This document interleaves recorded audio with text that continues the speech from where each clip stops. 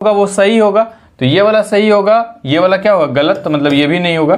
तो सही जवाब आपका कौन सा है, बी नंबर का जो ऑप्शन है वो सही जवाब है।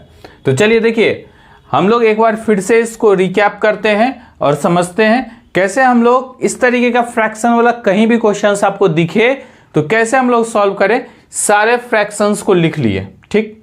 उसके बाद दूसरा काम क्या किया हम लोग, तो दूसरा काम किए सर कि इसका डिफरेंस ले लिए। इसका क्या लिए, न्यूमरेटर और डिनोमिनेटर का डिफरेंस ले लिए, यानी कि 31 और 36 का अंतर यानी कि 5, 17 और 18 के बीच में अंतर यानी कि 1, 59 और 60 के बीच में अंतर यानी कि 1, और 43 और 45 में अंतर यानी कि 2।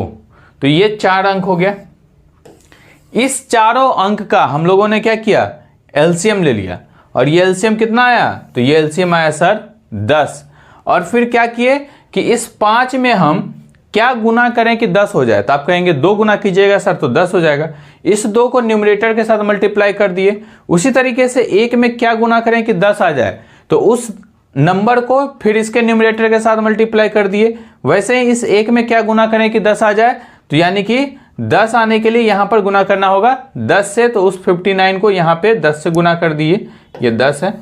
उसी तरीके से यहां पे अंतर कितना है 2, तो 2 में क्या गुना करें कि 10 हो जाए, तो आप कहेंगे 5, यानी 43 को यहां 5 से मल्टीप्लाई कर दिए। तो ये सारा जब मल्टीप्लाई किए तो हमारे पास संख्या आ गया 62, 170, 590, 215।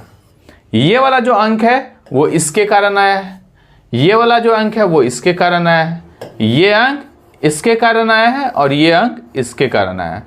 अब इसी के अनुसार जो छोटा है वो छोटा होगा, जो बड़ा होगा वो बड़ा होगा। मतलब ये स्मॉलेस्ट है और ये लार्जेस्ट है, ये सेकेंड लार्जेस्ट है और ये उससे कम। मतलब इस तरीके से हम लोगों ने फ्रैक्शंस को अरेंज कर दिया।